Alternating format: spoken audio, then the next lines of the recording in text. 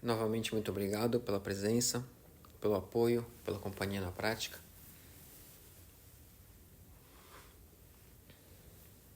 Hoje damos sequência no estudo do texto Hanya Shingyo,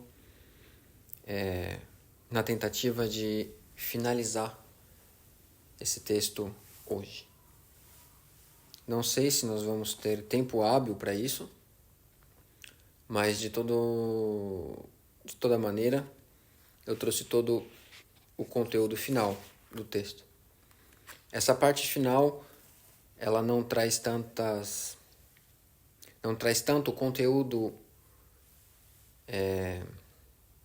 teórico no sentido de bases filosóficas do budismo, né? Essa parte final do texto, ela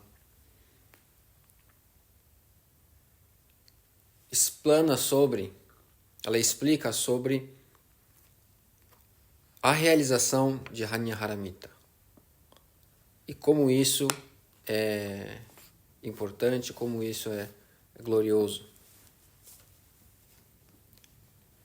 Então eu vou fazer a leitura do texto até a última parte e então seguimos analisando linha a linha. Página 24, linha 23. Bodhisatta e Hanya-Haramita ko shin mukege ko mukufu onni issai tendo muso kugyo nehan sanze shobutsu e Hanya-Haramita ko tokuwa nokutara samyaku bodai kochi Hanya-Haramita zedai jinshu zedai myoshu zemu joshu zemu todoshu nojo issaiku shinjitsu fuko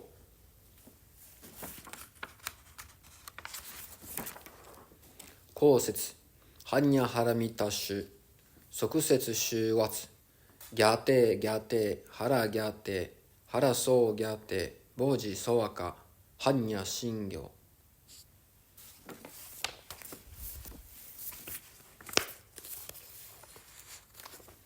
A linha 23 inicia com o termo Bodhisatta.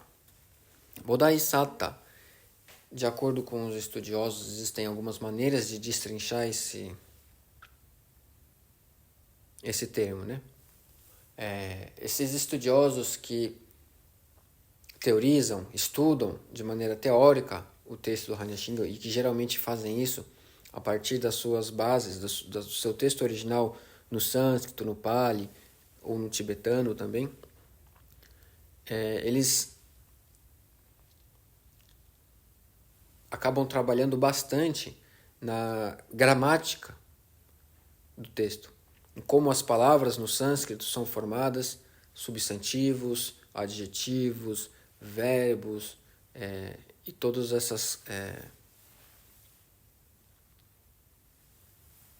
esses estudos gramaticais para entender a formação do texto, né? Então, principalmente nessa parte final do texto, existem muitas versões ou possíveis leituras de um mesmo ponto. Mas como eu não sou especialista em sânscrito, não tenho esse conhecimento, eu até tenho os materiais que discutem sobre esse tema, mas, no entanto, o que é interessante para a gente é a realização de Hanya-Haramita. A compreensão intelectual desse texto e das suas nuances é interessante como ferramenta para contribuir com a nossa própria caminhada e com a explanação desse conteúdo para demais pessoas. Então, eu não vou me aprofundar tanto, só no limite do meu conhecimento, nessas questões mais técnicas. Bodhisatta, de maneira geral, é Bodhisattva, né? Aquele ser do budismo Mahayana que pratica o caminho de Buda, que abdicou do seu próprio despertar para contribuir com a prática e com a jornada dos demais seres. para salvar, fez o voto de salvar todos os seres antes de salvar a si mesmo. No entanto, também significa aquele que pratica o caminho de Buda, aquele que realiza Hanyahramita aqui e agora. E Hanyahramita ko. Nós temos aqui nessa frase o termo Hanyahramita entre o e o ko. Essa formação, essa colocação que está em chinês, no caso, né? Aparece com frequência, principalmente nessa parte final do texto. E ko, em japonês, nós leríamos como yoru ga yueni. Hanyahramita yoru ga yueni.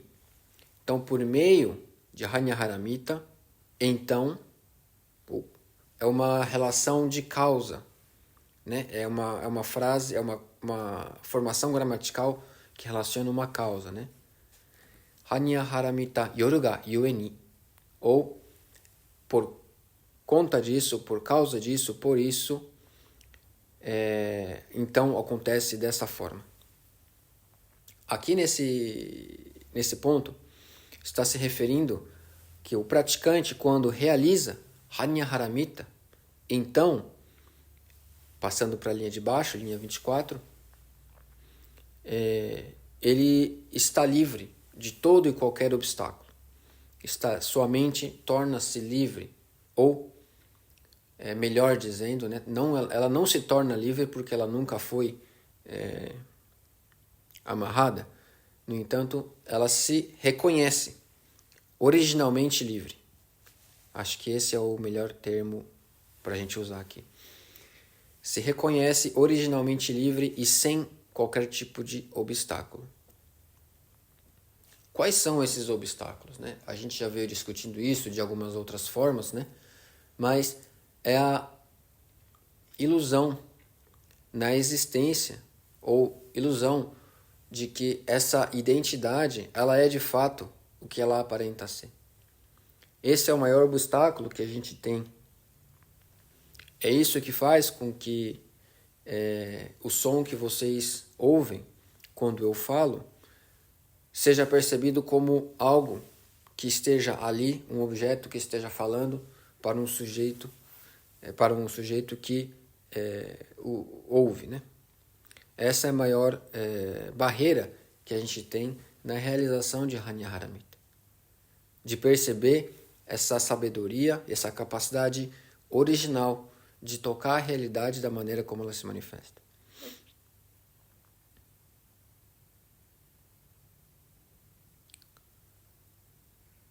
Também vê-se livre de todo o medo, de toda a angústia, né? Na linha 25.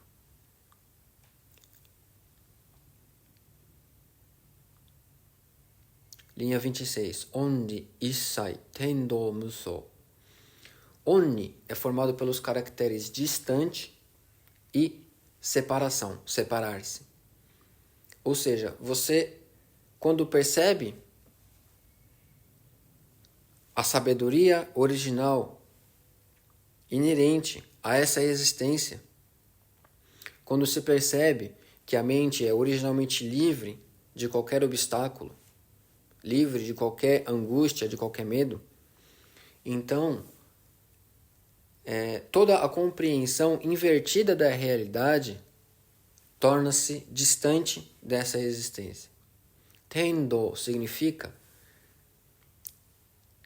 cair e virar de ponta cabeça, ou seja, uma visão invertida. Muso, mu significa sonho.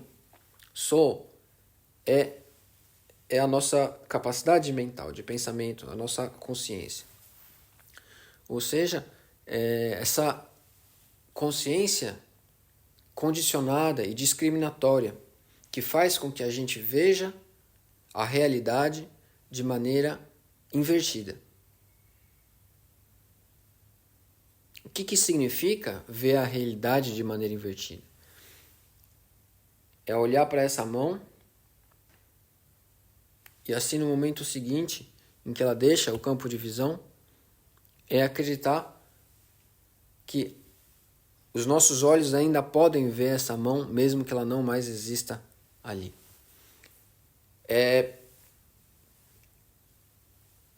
Ouvir os sons e acreditar que esse som está lá em relação a este que escuta que está aqui. Essa é a percepção invertida da realidade. A percepção condicionada. Mais uma vez, condicionada na nossa consciência discriminatória. Condicionada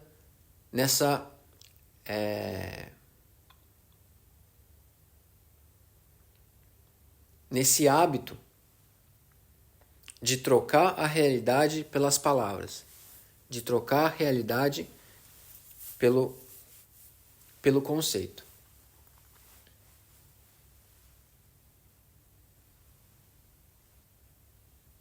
Kugyo Nehan Sanze Shobutsu. Que essa é a realização do Nirvana, de todos os Budas, dos 3 tempos, do passado, do presente e do futuro.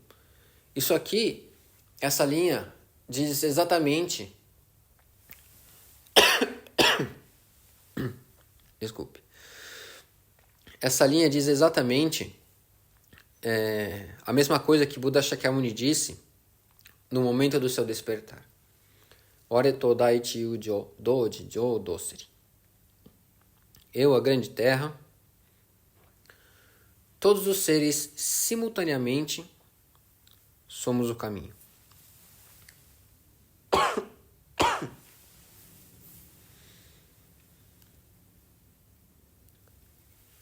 Sanze Shobutsu, todos os Budas dos 3 tempos, do passado, do presente e do futuro.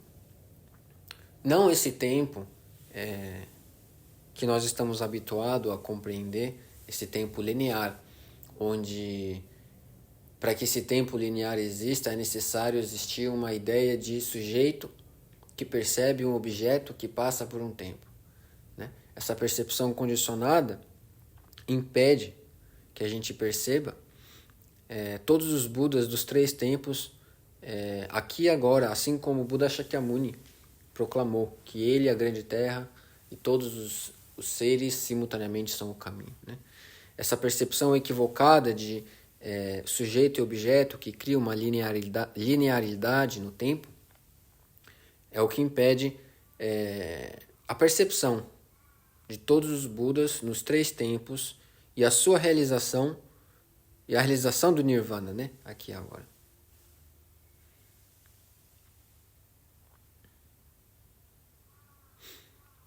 E hanya haramita ko toku anuktara samyaku sambodai. Hanya haramita yoru ga yueni. Ou seja,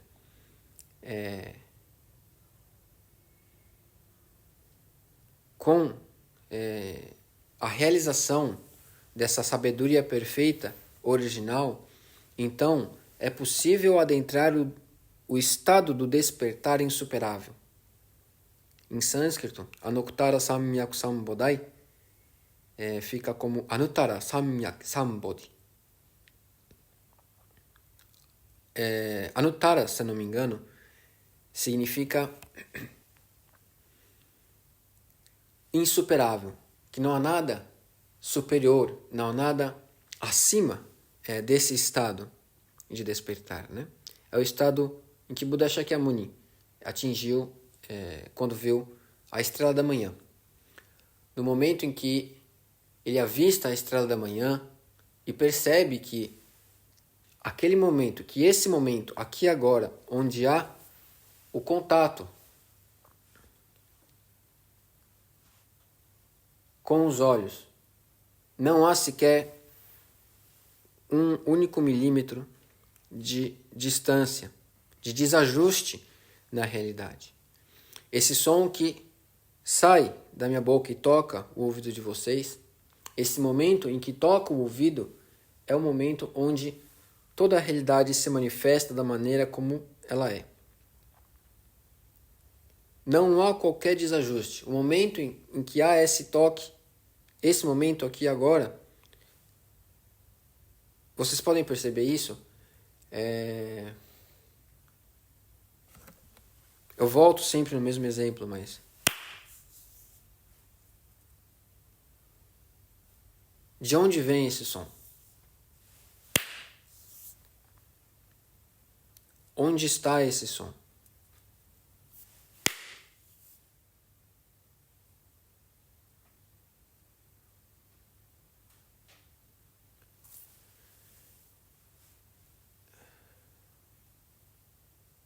Compreender isso é compreender o momento em que Buda Shakyamuni avista a estrela da manhã. Então proclama: que maravilha, eu, a grande terra, todos os seres simultaneamente somos o caminho. Dessa mesma forma, está escrito aqui.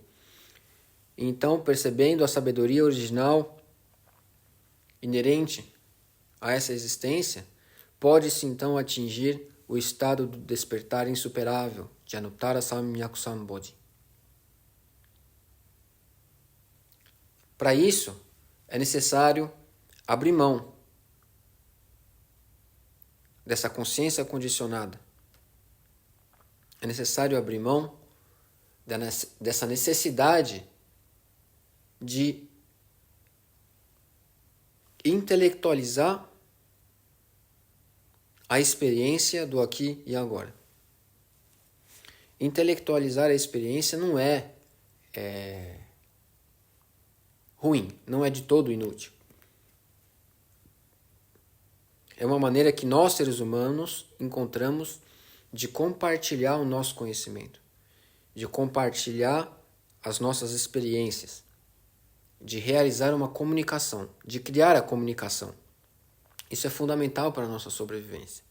No entanto, essa capacidade comunicativa jamais vai ser suficiente para descrever a experiência de tocar a realidade aqui e agora, da maneira como ela está manifesta. Abrir mão dessa ferramenta,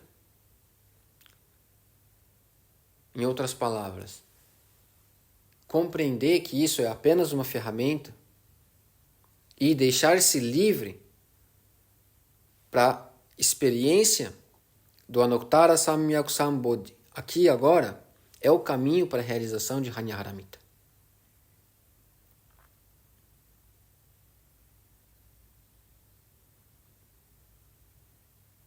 Em algum momento vocês precisam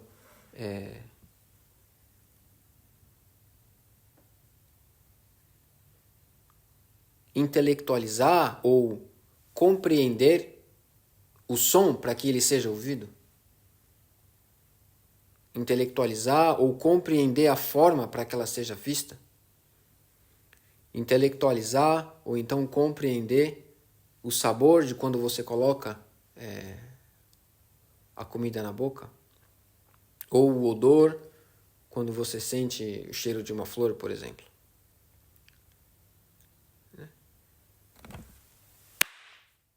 Nesse momento, qual é o papel da consciência, da compreensão?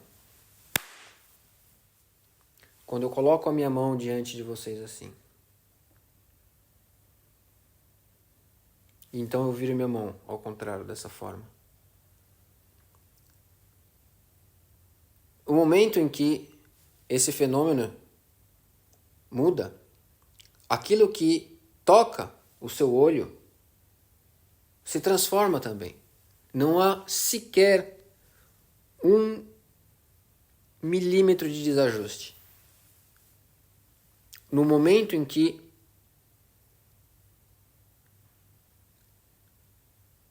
a realidade aqui agora manifesta, se transforma, a maneira como se percebe isso se transforma na gente. Aquilo que estava no que nós acreditamos estar no passado, de maneira alguma sobra. Em momento algum, se eu colocar minha mão aqui e fizer esse movimento para fora da câmera, de maneira nenhuma a minha mão vai sobrar diante da visão de vocês. Onde ela sobra? Vocês compreendem? No momento em que eu coloco a minha mão e giro ela ao contrário dessa forma, automaticamente, simultaneamente, o toque, o contato, a realização, a manifestação da realidade aqui e agora se transforma também. Não há qualquer possibilidade de isso ser diferente. Isso é Anuttara Samyak Sambodhi. Isso é Hanya Haramita. Essa é a percepção da realidade. No entanto, a gente, condicionado pela nossa intelectualidade, necessidade de conceituação, com o apoio da nossa capacidade da memória, a gente tem a sensação de que aquilo que não mais está aqui é de fato realidade. Aquilo que sequer existe como essa sensação de identidade, ela aparenta ser realidade. Mas isso é Tendo Muso, isso é compreender a realidade de maneira invertida. Linha 30. Kochi Hanya Haramita. Por isso é necessário saber. Essa frase é simples.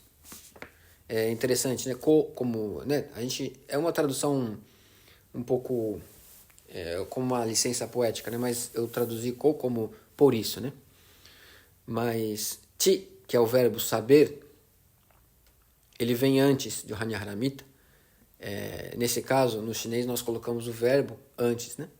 Então, como é necessário saber, por isso é necessário saber, por isso é necessário realizar Hanya Haramita. O que é Hanya Haramita? Zedai Jinshu, Zedai Myoshu, Zemu Joshu, Zemu Todoshu, Nojo Issaiku. Estes são os 5 mantras, né? Na página seguinte, página 26, eu trouxe para vocês os 5 mantras, né? Dai Jinshu, poderoso, sagrado mantra, né? Dai, grande, né? Em japonês, Dai. Em sânscrito é Maha Mantra.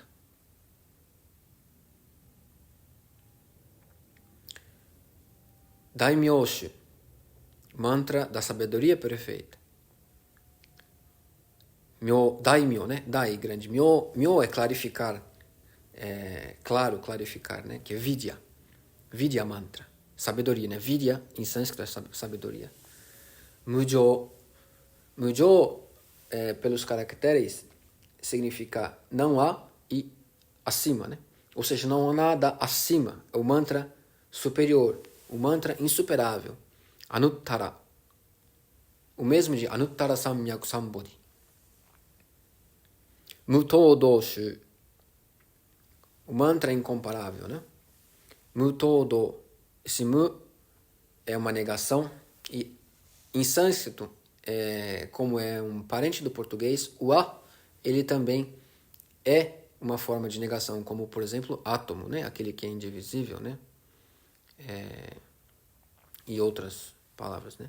Sama, sama mantra. Sama. Essa repetição de palavras nos mantras é muito comum, né? Sama significa igual, ou seja, asama, que é inigualável. O mantra que é igual ao inigualável, ou seja, o mantra incomparável. Nojo Issaiku elimina toda a insatisfação e sofrimento, que é o Sarva Dukkha Prashama Mantra. Sarva, todos, Dukkha, a insatisfação, o sofrimento, que nós já tanto discutimos aqui, né? Prashama, que significa tranquilizar, pacificar, ao estado do Nirvana, o estado em que, quando se percebe a realidade como ela se manifesta, percebe-se que não há mais nada o que temer, não há mais nada do que fugir, não há qualquer tipo de amarra, não há qualquer tipo de impedimento. Isso retorna à linha 24 e 25, né? Shin mukege, mukege ko, mukufu, onni issai tendo muso. Que não há qualquer obstáculo, não há o medo, ou angústia. E toda a visão invertida da realidade se distancia dessa existência.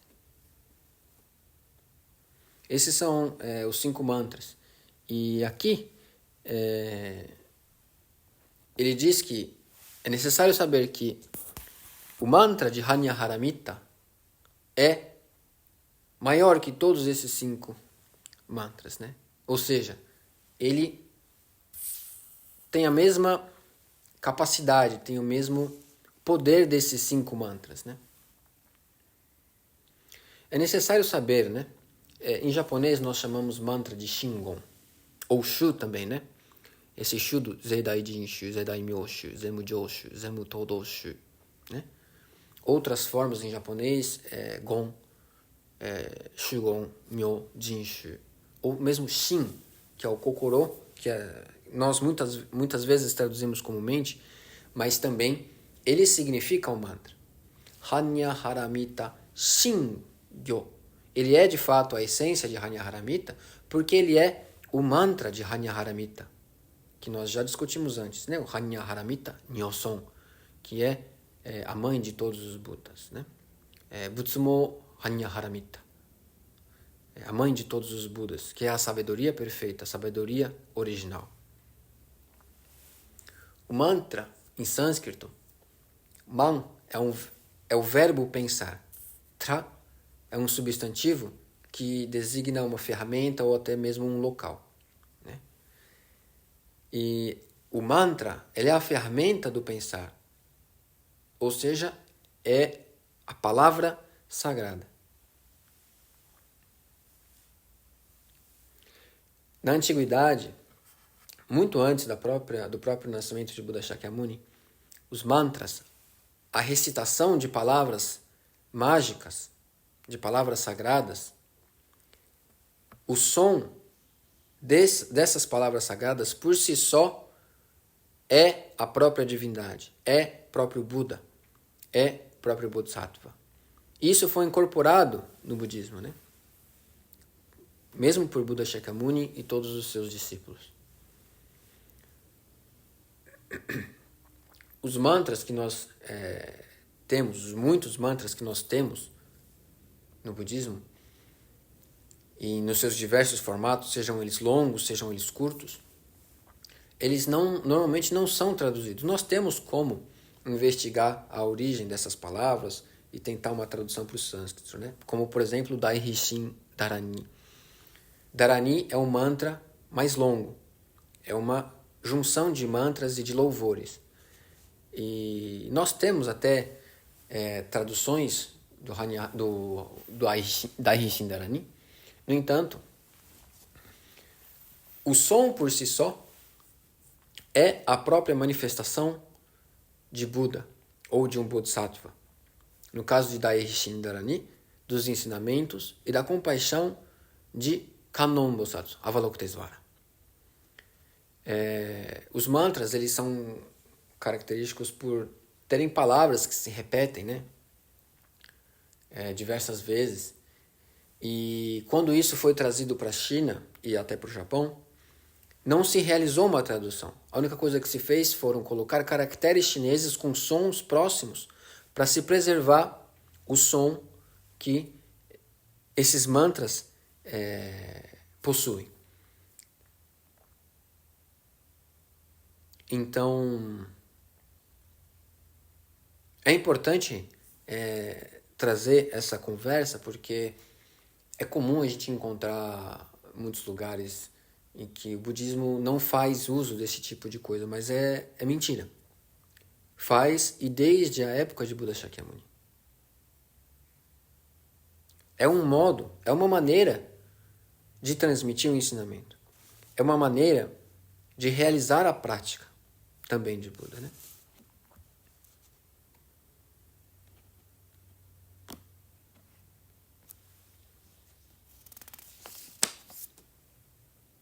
E a que mantra nós estamos nos referindo?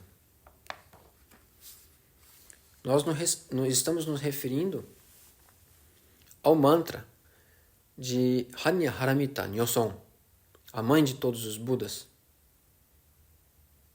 na linha 34, página 27, Kosetsu Hanya Haramitashi. Então, depois de explicar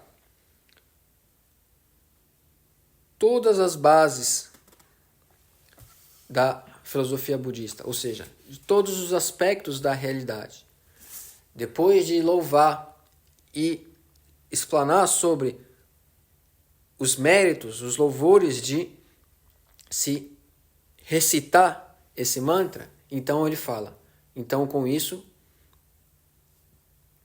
eu lhe explico qual é o mantra de Hanya Haramita Nyoson. Lembrando que não está nesse texto, nessa versão traduzida por Genjo Sanzo, né? Esse Hanya Shingyo que nós temos normalmente, mas esse texto, em muitas tradições tibetanas, por exemplo, inicia com Buda Shakyamuni em estado de Anuttara Samyak Sambodhai, em estado de realização profunda, e em seu lugar, Avalokitesvara. Volta-se para Shariputra e então faz a explicação, a transmissão do ensinamento no lugar de Buda Shakyamuni. Então, boa parte do texto, como a gente viu, é um diálogo entre Kanji Zai Bosatsu e Shariputra. E com isso, no final, termina-se explicando qual é esse mantra. Sokusetsu Shu Watsu Gyate Gyate Hara Gyate Haraso Gyate Boji Soaka.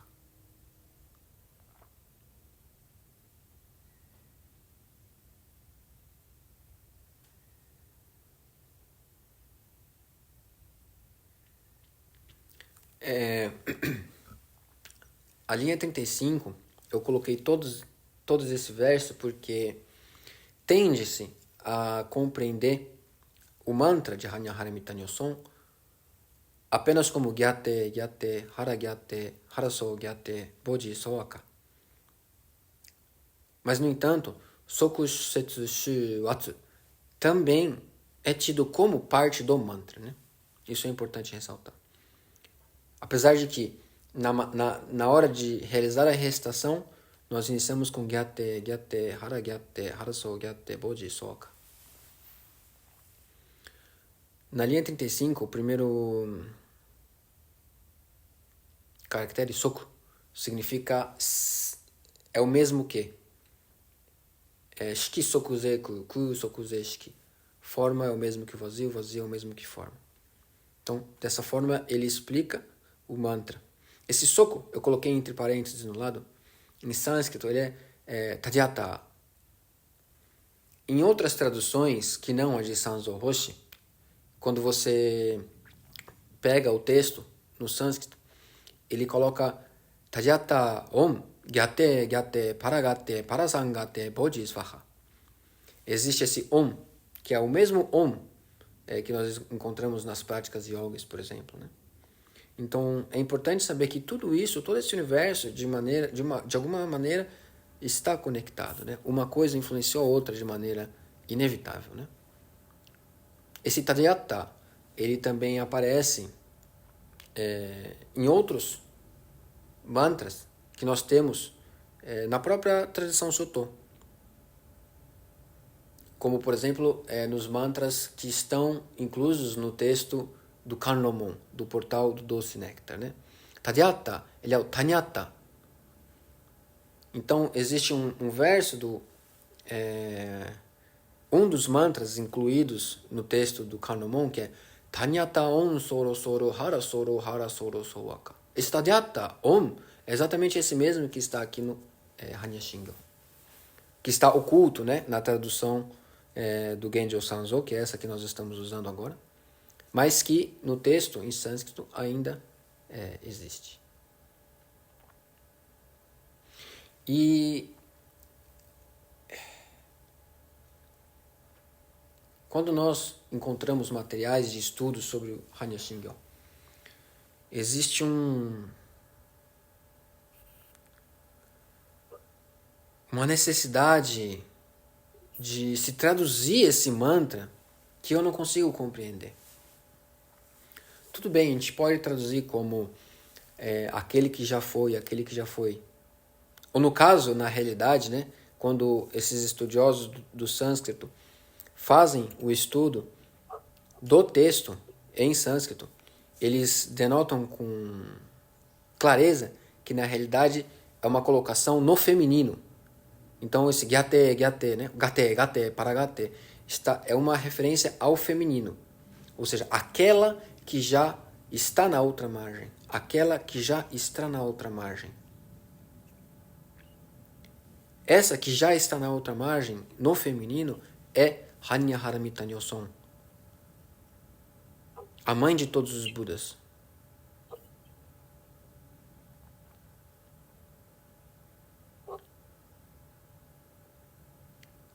E deixar isso de lado abrir mão de toda a importância, abrir mão de todo o poder desse ensinamento. Né? Lembra que o som do mantra é a manifestação do próprio Buda, do próprio Bodhisattva, da própria sabedoria. Gyate, gyate, hara gyate, haraso gyate, bodhi soaka. Em algum momento, há separação desse que escuta o som. A percepção da realidade manifesta aqui e agora, da maneira como ela se manifesta. Essa capacidade de perceber essa realidade por si só é Hanyaharamita. Por si só é a manifestação da mãe de todos os Budas. Por si só é o Nirvana perfeito de Buda Shakyamuni. E assim como Buda Shakyamuni deixou claro no seu despertar, todos os seres, toda a grande terra, simultaneamente são o caminho, são o próprio Nirvana, são Buda. Vocês conseguem perceber isso?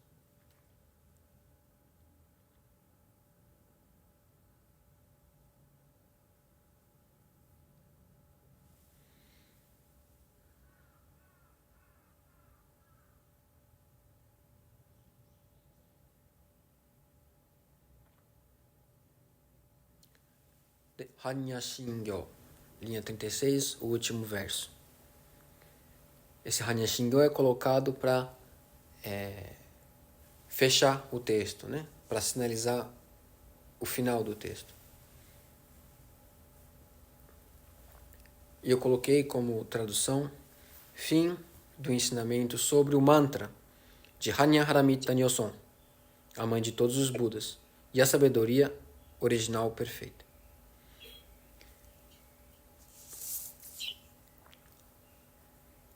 Deixar cair corpo e mente, estudar a si mesmo, ser iluminado por todos os fenômenos, esquecer-se de si mesmo, perceber a grande terra e todos os seres simultâneos na existência aqui e agora do Nirvana perfeito. Tudo isso é Hanyaharamita Nyoson. São maneiras distintas de se dizer a mesma coisa. Eu ressalto que todos os ensinamentos budistas, eles invariavelmente retornam ao mesmo ponto. Não há como tratar dos ensinamentos budistas, dos ensinamentos de Buda, como ensinamentos pontuais. Um ensinamento para isso, um ensinamento para aquilo, um ensinamento para aquele outro.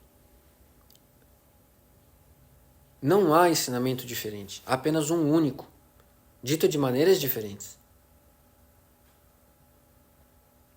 A percepção da realidade manifesta aqui e agora, da maneira como ela se manifesta, além dos condicionamentos, além da visão distorcida da realidade, além no sentido de antes da manifestação da consciência discriminatória.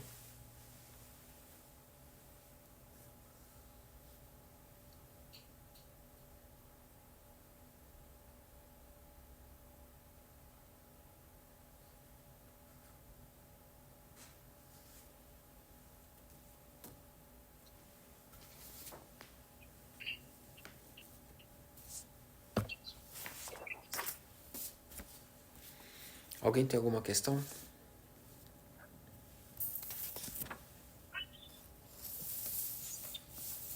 Desculpa, meu microfone está bem aberto, mas vou desligar agora e levantar minha mão. Pode falar, não tem problema. Yuken-san, boa noite. Eu tenho uma dúvida em relação à justiça. O caso, por exemplo, de dois advogados. Um vai estar defendendo uma parte, outro vai estar defendendo uma outra parte. Onde está posta a realidade ali, naquele momento, daqueles dois advogados, antes da explanação oral, antes daquele momento, antes da batida do martelo, naquele momento da dúvida entre qual será o julgamento? Onde estaria essa realidade? A realidade manifesta em ambos os advogados defendendo suas causas. A realidade manifesta naquilo que está aqui e agora. Apesar da gente estar tratando uma questão que só existe na nossa cabeça, aqui e agora, eu não vejo aqui nenhum advogado. Então, inevitavelmente, essa situação é uma hipótese. É isso que a gente precisa entender. A realidade manifesta aqui agora é a anterior à realidade que nós tratamos como realidade, como verdade, enquanto relação dialética de dois argumentos. Quando nós falamos realidade no budismo, nós falamos da realidade manifesta. Quando se fala verdade no tribunal, se fala uma verdade em relação a algo, em relação à lei, em relação a fatos. É uma relação dialética, onde é necessário você ter uma relação de dois, para que isso seja discutido e que dali saia uma decisão de o que é verdade, de o que é correto, o que é lei. O budismo não trata dessa verdade. O budismo trata da voz, do som tocando o seu ouvido, da forma, da cor tocando os seus olhos. E que isso, nessa manifestação, não há qualquer desalinhamento.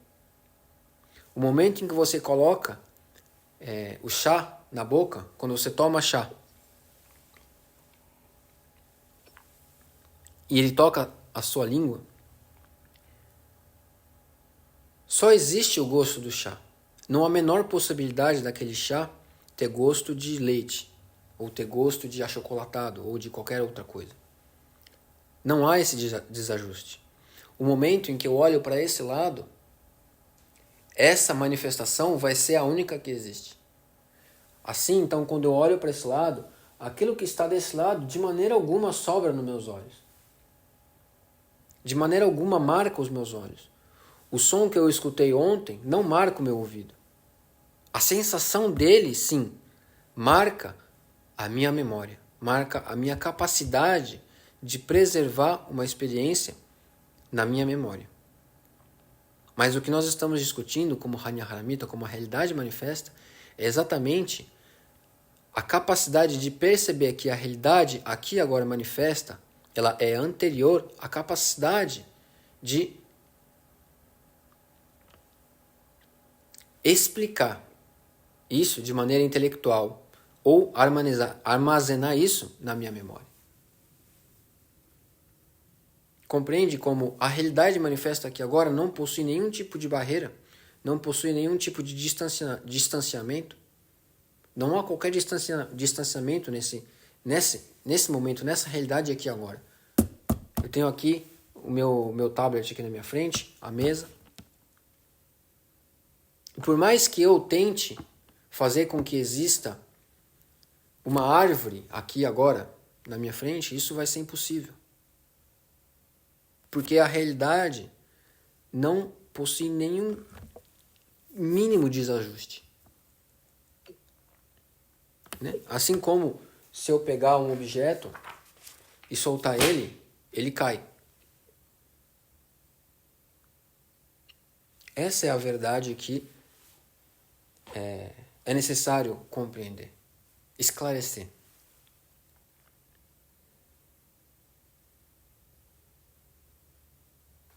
E isso só não é possível porque a gente acredita que essa aparente identidade é de fato uma existência por si só. Que isso que nós entendemos como identidade é uma realidade por si só. É uma aparência. A identidade ela é uma aparência.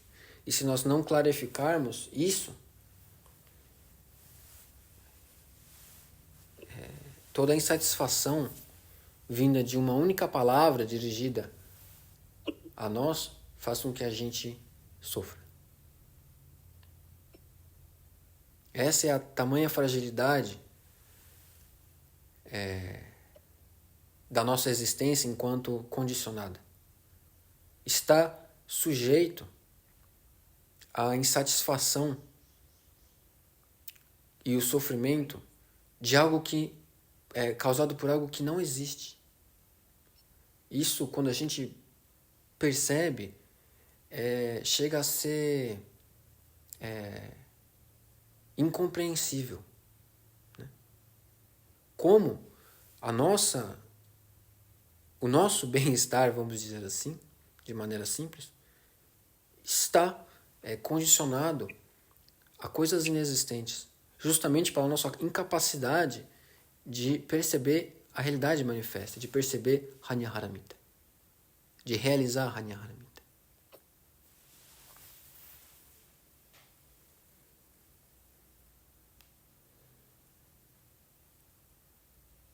Taishin-san? Eu quero dizer, obrigado. Antes de fazer a pergunta, Henrique, como advogado, entre dois advogados, a verdade não está com nenhum dos dois. E nem com o juiz, tá? Te garanto, tá bom? Mas, indo para a pergunta diretamente, traduzir Gyate para Samgyate Bodhisattva seria ocultar a realidade manifesta? Seria tratar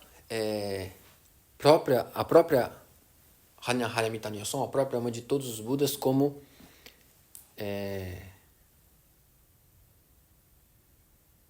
deixa eu mudar a minha forma de explicar. Traduzir Gyate Gyate Haragyate é como querer compreender a realidade de maneira dialética, de maneira dual, como buscar a verdade num julgamento. É a mesma coisa. Traduzir o mantra de Hanya-Haramita Nyoson seria você tentar saciar a sua fome por meio de uma fotografia, de um prato feito. Você pode usar a fotografia de um prato feito para milhões de coisas, artísticas, filosóficas, educacionais. É uma ferramenta. Só que a fotografia, em momento algum, vai saciar a sua fome.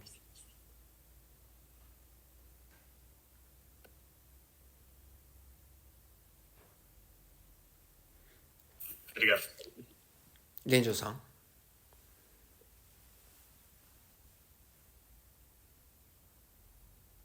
Genjo-san, pode falar?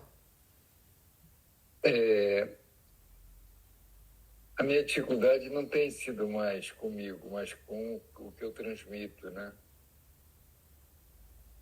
Por exemplo, no caso do Henrique, a questão entre os advogados é porque a questão dos advogados sempre entra em qualquer dualidade, né? Que é uma questão que sempre eu tive presença, não como advogado, mas eu sempre lidei com advogados. Na constelação, por exemplo, há um direito sistêmico que trabalha com a questão do advogado.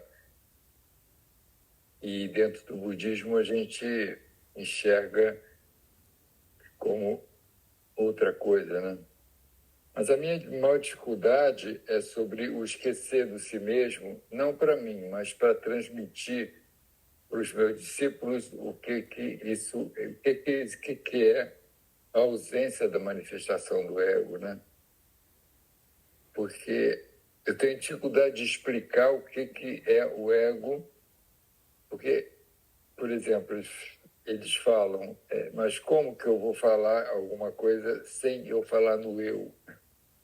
Porque o primeiro movimento é não fale o eu, né, para você conseguir entender, mas a maior dificuldade tem sido ele entender o que é o ego, o que é ele se sentir como se fosse o centro do mundo, né?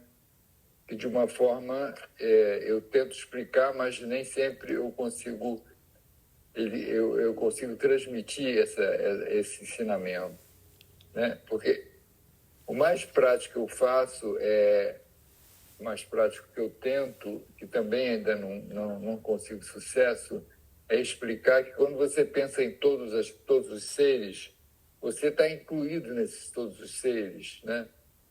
Em vez de a coisa partir da pessoa para o universo, é que o universo que parte para a pessoa, né? Quer dizer, na medida que eu penso em todo o universo, eu estou incluído nesse universo. Mas assim mesmo tem sido difícil os discípulos entenderem do que eu estou falando. Para se explicar isso, primeiro é necessário compreender isso. Esse é um ponto essencial. E compreender isso não é compreender de maneira intelectual, mas sim realizar isso. E eu não acredito que evitar falar a palavra eu tenha algum resultado nessa prática. De maneira alguma. Falar a palavra eu ou não falar a palavra eu, ou pensar em todos os seres consigo incluso ou não faz a menor diferença. Esse não é o ponto. Aliás, isso é tendo muso. Compreender a realidade de maneira invertida. Não é sobre a palavra. Não é sobre qual palavra se utiliza. Não é sobre de que maneira se utiliza a palavra. É sim perceber que não é palavra. A realidade, ela é anterior à palavra. E assim como o Buda disse, a grande terra, todos os seres simultaneamente são o caminho, são a realidade manifesta aqui agora. Essa experiência não se transmite. É impossível. Tem que ser realizada. Por isso o Zazen. Por isso o Zazen. O Zazen não é a única, talvez, mas provavelmente a melhor maneira de se experienciar o que nós, em palavra, nós não, né? Dogen Zenji, em palavra, descreveu como esquecer-se de si mesmo.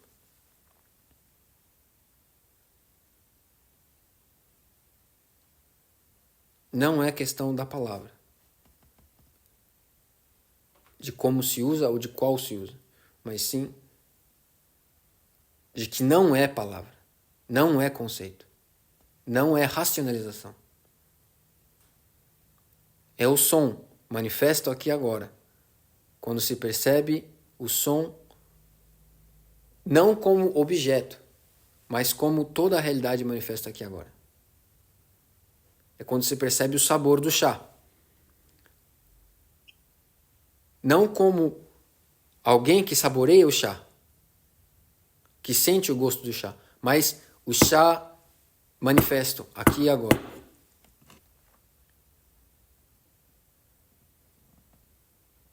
Compreende? Então o resultado é quase um koan, né? É um koan. A solução é um koan. E é interessante o termo koan porque Dogen Zenji trata o koan de maneira distinta de outras tradições. Dogen trata o koan como a realidade manifesta aqui e agora. A realidade manifesta é o próprio koan. Né? Genjo koan. Genjo significa a realidade manifesta. Os caracteres, né? No caso do capítulo, né? Do Shobogenzo, Genjo koan. Genjo significa a realidade manifesta aqui e agora. Koan significa aquilo que foi determinado, aquilo que foi... É quase como uma colocação imperial, né? O koan era uma palavra que se dizia sobre aquilo que foi colocado pelo império, pelo governo, né? Ou seja, uma lei, quase que uma lei. Ou seja, koan, ele é sobre a realidade manifesta aqui agora. Essa realidade manifesta aqui agora. E existe uma prática meditativa, existem várias práticas meditativas. No caso da Soto, nós temos o shikantaza, que é o sentar-se aqui agora, junto da realidade manifesta. Apenas sentar-se. Mas existe o Suisokukan, que você, por exemplo, conta a respiração. Zuisokukan, que você observa a respiração. Existe o Koan, né? O Koan da tradição Rinzai, que você pratica pensando um texto. Ou então a prática meditativa do Wato. O Wato é quando você traz uma única questão para se refletir, não para se refletir, mas para você se integrar, para você se entregar nesse abismo que é a questão. Então você, com uma única questão que seria o que é isso? O que é isso tudo? O que é isso? O que é esse Genjo? O que é essa realidade manifesta? Né? Ao ponto de que essa questão ela é tão presente em que, até o momento em que se esquece de si mesmo. E não há nada ali pensando uma questão que precisa ser pensada. Existe apenas a realidade se manifestando da maneira como ela está se manifestando. Só que no caso da tradição Soto, do shikantaza, do apenas sentar-se, nós passamos por isso de maneira direta, sem nenhum atalho. Por isso é tão confusa para nossas mentes condicionadas a uma necessidade de processo, uma necessidade de método. Né? No Kanza Zengi, Sanzen wa Shuzen yarazu. O Zazen não é uma forma de se aprender alguma coisa. Não é uma forma para se ganhar alguma coisa. Não é um método em que você vai galgar degraus para atingir uma determinada coisa, porque não há nada para ser atingido. Já foi muito claro o texto aqui no Hanya Shingon, né? Não há nada a se acrescentar, nada a se perder.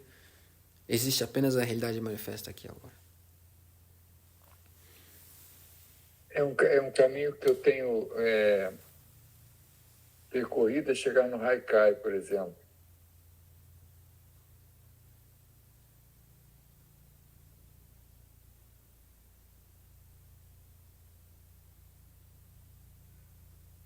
É uma forma de compreender, quer dizer, uma maneira de compreender por uma questão tão simples qual é o resultado, né? O que eu posso exprimir, o que eu posso dizer para os discípulos, né? Para as pessoas que estão nos ouvindo. O Haikai é uma maneira, né, de apreciar a natureza e expressar aquilo que se sentiu ao apreciar a natureza. Mas se o haiku, né, em japonês, na verdade, o termo é haiku, né? Não existe o termo haikai em japonês. É haiku, né? haiku. No entanto, se o haiku for escrito, se o poema, o haiku, qualquer obra for produzida a partir de uma mente verdadeiramente livre, então, invariavelmente, isso também vai ser bastante profundo, né? Taishin-san, tem alguma outra pergunta? Licença. Só antes de fazer a pergunta novamente, só para complementar, semana passada eu estava estudando, a gente leu com nos Zazen para iniciantes sobre Rishiryo, né? E aí foi um iniciante, um novato. Até então, eu sempre, quando eu tentava explicar as coisas, eu usava o exemplo de tenta me explicar o amor que você sente pelos seus pais, né? Coloque em palavras. E para expressar, né, a impossibilidade de expressar a realidade, né, por meio de termos, de conceitos, né? Por mais que você tente expressar isso em palavras, não vai ser suficiente. E aí, semana passada, foi um praticante, novato, como eu ia falando, e aí, depois que a gente terminou de conversar, ele falou, eu acho muito estranho, parece que você está me tentando escrever uma cor que eu não vejo, que eu nunca vi. E aí, desde agora, a partir de agora, eu vou usar esse exemplo dele, porque eu acho que é mais direto. Eu achei muito interessante. Mas a pergunta mesmo em si que eu gostaria de fazer é se o budismo não é só uma tentativa de colocar em palavras algo que não precisa ser dito, né? Se, em última instância, o budismo ele não se torna inútil. O objetivo dele é se tornar inútil, né? É a grande questão de Dogen, né? Se originalmente nós todos temos a natureza Buda, se nós temos essa capacidade da sabedoria original, então por que nós precisamos praticar, né? Essa foi a grande questão de Dogen, né? Mesmo na época de Dogen já se existia essa resposta, né? Essa resposta ela já existe, ela já está dada. E muita gente coloca como porque a própria prática é a iluminação, a própria prática é o despertar, né? Mas é necessário tomar muito cuidado com isso, porque pode-se chegar ao ponto de que o ato de realizar o movimento designado como prática por nós é por si só o despertar. Isso é um equívoco.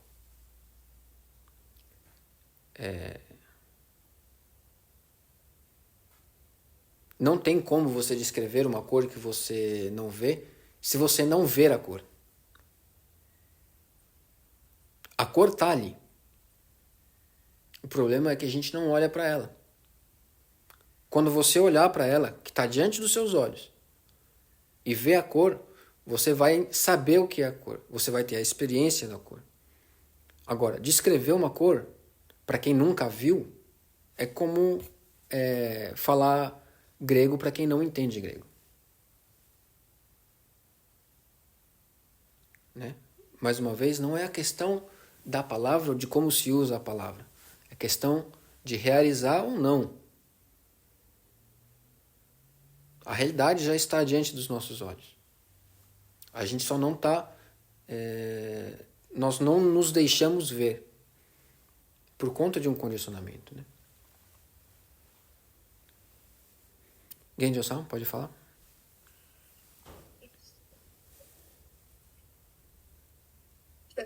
O outro caminho também para lidar com os discípulos é o amor, né?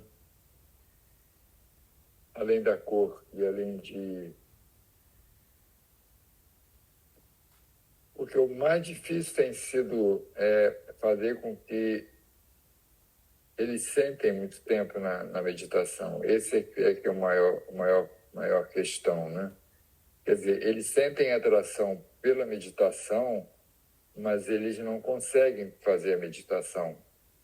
Não conseguem encontrar o objetivo na meditação. Então, é necessário outros meios, né? Até para conseguir chegar na meditação, no zazen propriamente, né? Porque a tradição brasileira é muito diferente da tradição japonesa, por exemplo. Então, é muito difícil parar, né? É muito difícil ficar aparentemente sem fazer nada, sem pensar, Então, é necessário outros meios para que seja possível, né?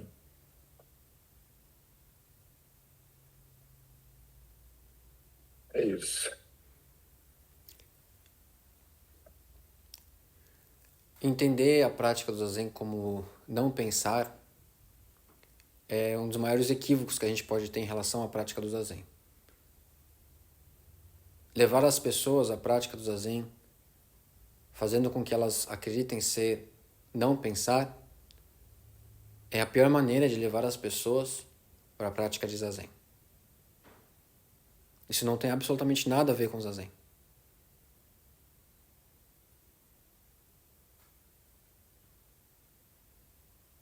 Em momento algum, nos textos de Dogen, de Keizan, está escrito que não é para pensar.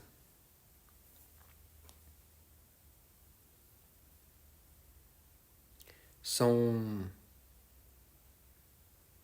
colocações como essas que acabam afastando as pessoas da prática. Justamente pelo fato de que as pessoas, no princípio, quando elas começam a prática, elas de fato têm uma vontade de encontrar alguma coisa que ajude elas a sair ou a eliminar essa angústia que elas sentem, mesmo elas não compreendendo o que é essa angústia.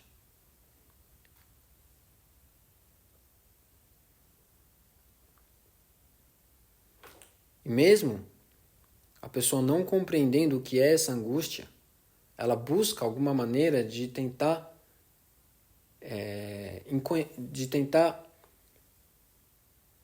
atingir um estado de tranquilidade verdadeira, né? Anuttara Samyaksam Bodhai. Só que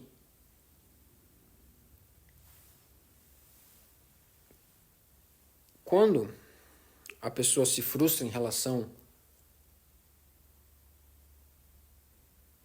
à sua ideia de o que deveria ser, né, alguma coisa, isso faz com que ela acabe se afastando. Por isso, orientação no Zazen é algo muito sério.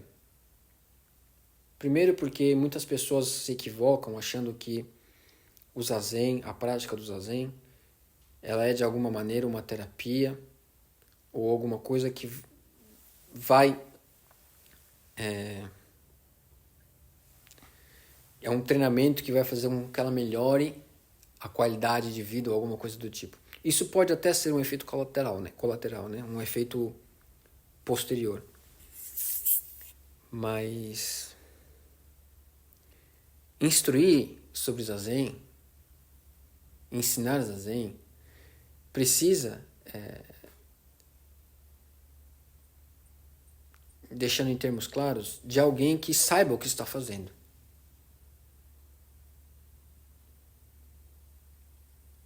É muito comum no Ocidente, principalmente aqui no Japão, muito pouco ainda, mas no Ocidente é muito, né?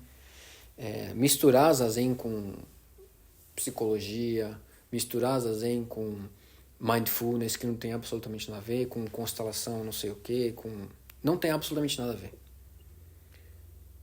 É necessário seriedade num único caminho. Se for escolhido, não é necessário ser o Zazen. Eu acredito que é possível esquecer-se de si mesmo por meio de outras práticas. Mas a prática do Zazen ela não pode ser misturada. Não deve ser misturada. Porque não há o que misturar.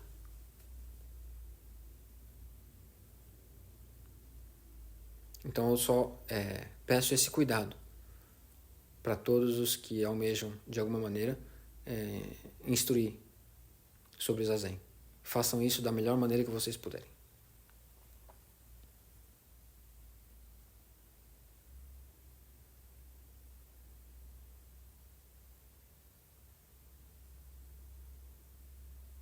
Alguém tem mais alguma questão? Algum comentário? Fábio, por gentileza.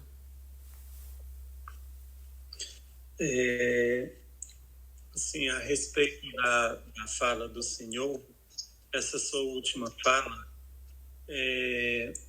eu não gostaria de ter conhecido o Hanya Shingyo em outra ocasião na minha vida em que as coisas estivessem todas perfeitas, onde eu chegasse só por curiosidade. Há uns 4 anos atrás, eu não sei por qual motivo, mas eu passei por uma crise existencial de questionamento, e aquilo me causava um grande aperto no peito, aperto físico mesmo, né?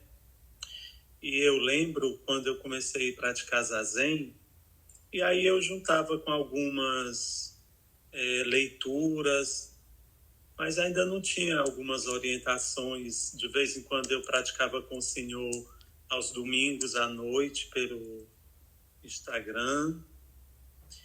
E eu lembro da primeira vez que eu li o Hanya Shingyo em português, é como se fosse algo que tivesse destruindo toda uma corrente que me apertava aqui no peito.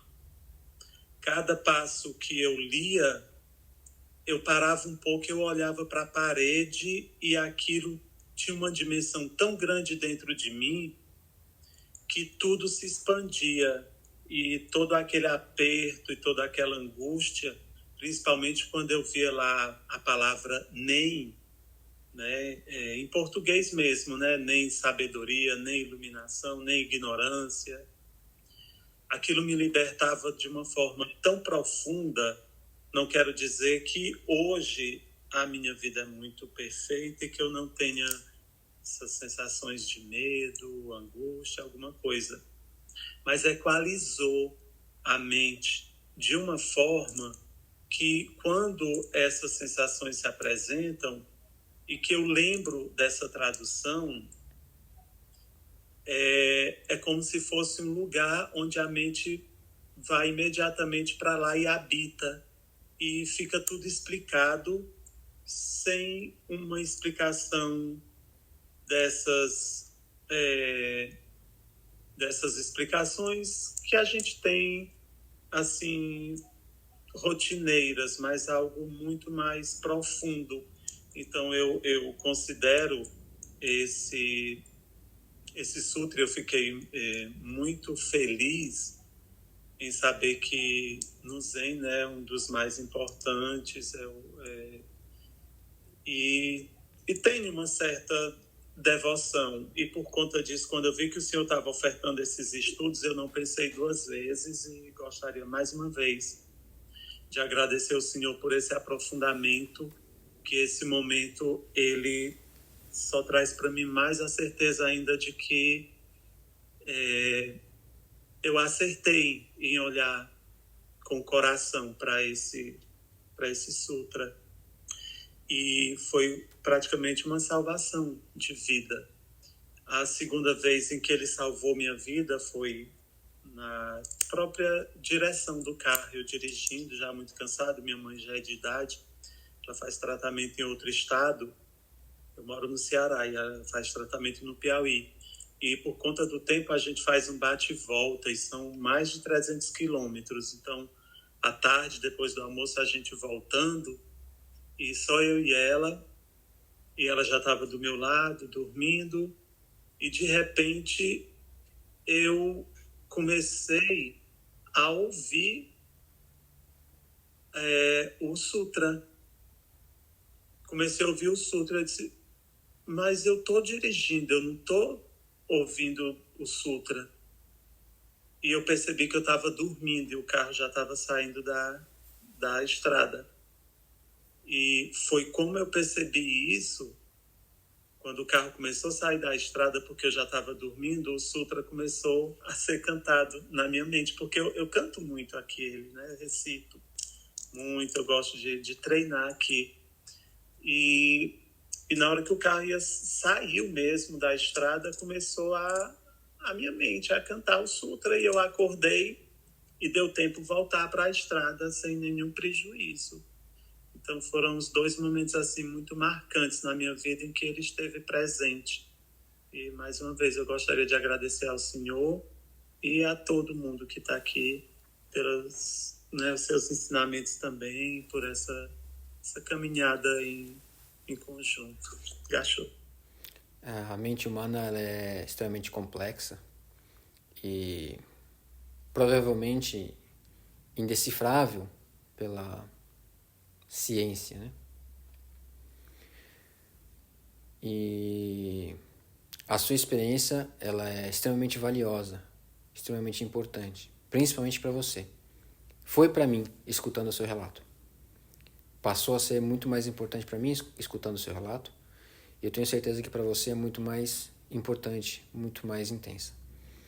E não há a menor necessidade de tentar, se porventura alguém for tentar lhe explicar o que foi esse acontecimento, não há a menor necessidade de ouvir. Né? Apenas a maneira como isso se manifestou. Dogen, Keizan principalmente, Keizan escreveu muito sobre os próprios sonhos. Inclusive, a forma como ele funda o templo de Sojiji foi em que, em um sonho, um outro monge chamado Joken Nishi havia doado um templo para ele. E esse monge sonhou que ele doaria o templo para Keizan. E quando eles se conheceram, de fato aconteceu essa doação. Então, há coisas que não há necessidade da gente tentar dissecar, né? Por mais que as pessoas falem que o Zen ele não tem dessas coisas, ou não tem de deuses, ou não tem de mantras, baboseira, besteira. É quem realmente ainda não olhou para a história e não olhou para os textos. Né? O que eu não sei te dizer. A única coisa que eu sei te dizer é que isso foi importante para você. E o seu relato foi importante para mim. Genjo-san, pode falar.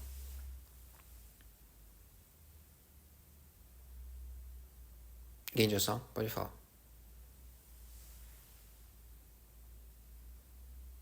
Ivan, quer perguntar?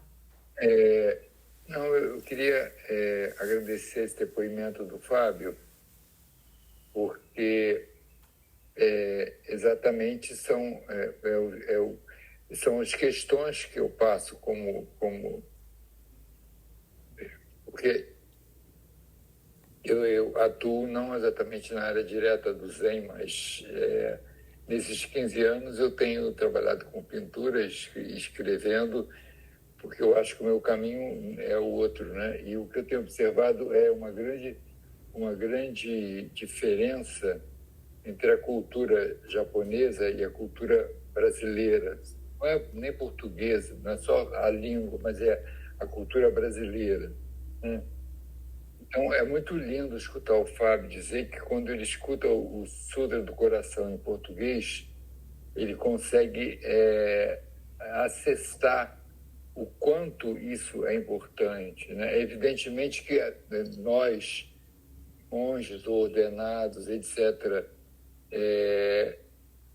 naturalmente, por meio de uma ligação não exatamente corporal, a gente já entroniza o que é o Sutra do Coração, né? Mas para uma pessoa comum que não está há tantos anos dentro do Zen, né? Porque eu recebi um livro do Zen da minha professora de pintura em 1982. Eu levei 25 anos para poder entrar no Zen Budismo, né? E eu estou no Zen Budismo há mais de 15 anos, sou ordenado há mais de 15 anos. Então, sempre meu esforço é conseguir fazer com que as pessoas acessem o Zen Budismo, né? Não através de outros meios, como a constelação, como a fotografia, que eu pratiquei 18 anos, ou como qualquer outra coisa que eu tenha praticado. O Sutra do Coração é a melhor forma de introduzir as pessoas, né? Mas quando como o Fábio disse, quando a gente fala em português, a pessoa consegue compreender a importância que nós já entendemos, né? Nós estamos muitos anos nessa energia. Isso acontecia, por exemplo, paralelamente à música, né? Porque eu sempre gostei do Pink Floyd, por exemplo. Mas eu sempre lia eu escutava tudo numa língua que eu não conhecia, né? E eu gostava daquilo. Agora, quando eu consigo ver a tradução do Pink Floyd, quando eu consigo ver o que ele falava, é como se aquilo fosse exatamente o que eu queria, né? Então, uma metáfora interessante para a gente saber dessa nossa missão no Brasil para trazer um despertar tão importante, né? Que é o que nós conseguimos através de muito esforço e fazer com que outras pessoas também penetrem nesse caminho da iluminação, né? Porque a iluminação não é nada mais do que uma ampliação da consciência. A iluminação é você chegar no 100% da consciência. Isso não é teoria, isso é prática mesmo, né? Você consegue enxergar tudo, e quando você consegue enxergar tudo, aí você realmente não tem mais nenhuma dúvida, você passa a ser um modelo. Não estou dizendo que nós somos isso, absolutamente, mas teoricamente, ou do ponto de vista da prática, a iluminação é uma ampliação da consciência muito 100%, né? Então, é isso. Eu também gostaria de agradecer ao Juliano Joachim, porque a gente se conheceu fazendo o Quessá, né?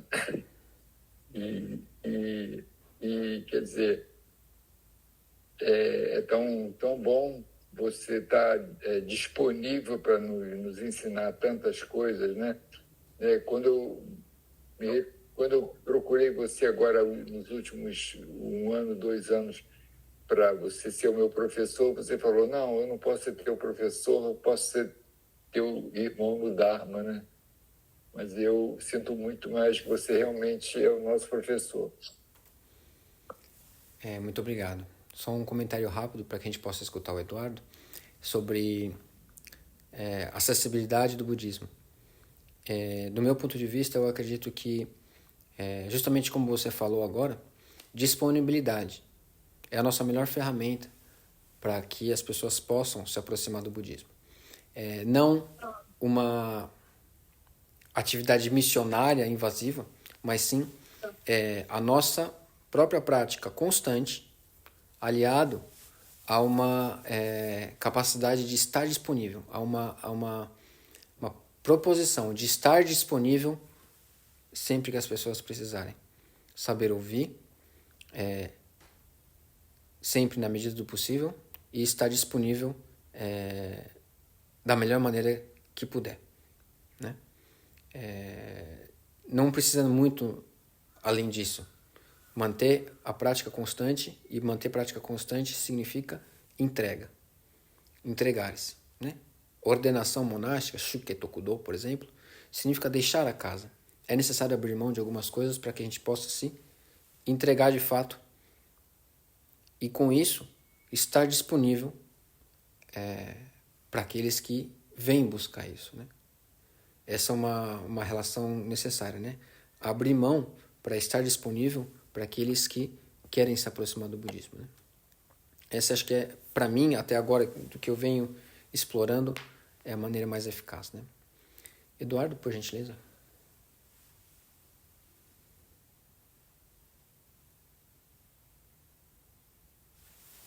Graças. Eu não gosto muito de falar, não, porque não sou muito bom com as palavras e também não tenho muito a contribuir, não. Mas, depois do belo depoimento do Fábio San aí, ele falou uma coisa que me deixou inquieto aqui. Eu tive uma dúvida e estou inquieto com essa dúvida e achei por bem compartilhar e pedir ajuda ao sensei. O Fábio San disse que o Sutra, quando ele está muito aperreado, leva ele para um outro lugar, um canto de tranquilidade, segurança, vamos dizer assim, paz. Se eu não me engano, ele falou só em um outro lugar. E a dúvida que eu tive foi, esse outro lugar seria o aqui e agora, seria observar a manifestação exatamente como ela é? Existe alguma outra possibilidade? Creio que não. Mas seria isso mesmo? Seria observar a manifestação sem nenhum julgamento, nenhum... Observar a manifestação tal como ela é, sem tirando todos os vou falar essa palavra, sentidos que nós temos, todos os julgamentos, todos os conceitos que nós temos, e observar o que aconteceu e ver que, na realidade, não é aquilo que nós pensávamos que é. Seria isso. Se você ainda tem dúvida, então eu peço que você continue praticando, porque essa sua dúvida está te levando para um ótimo lugar.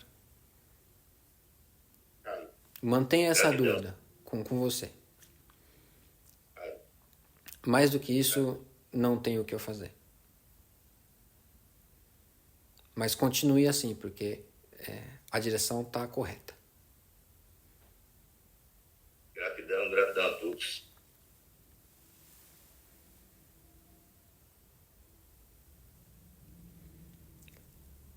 Passamos um tempo do nosso horário. Alguém tem mais alguma questão ou algum comentário?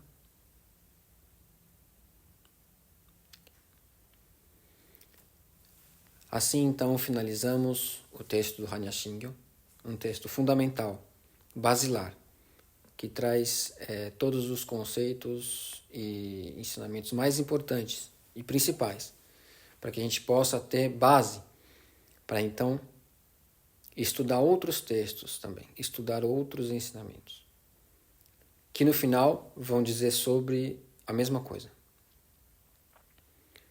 Agradeço a presença de todos, espero no próximo encontro trazer um conteúdo novo para que a gente continue estudando, praticando, e espero poder vê-los também na próxima oportunidade. Muito obrigado a todos.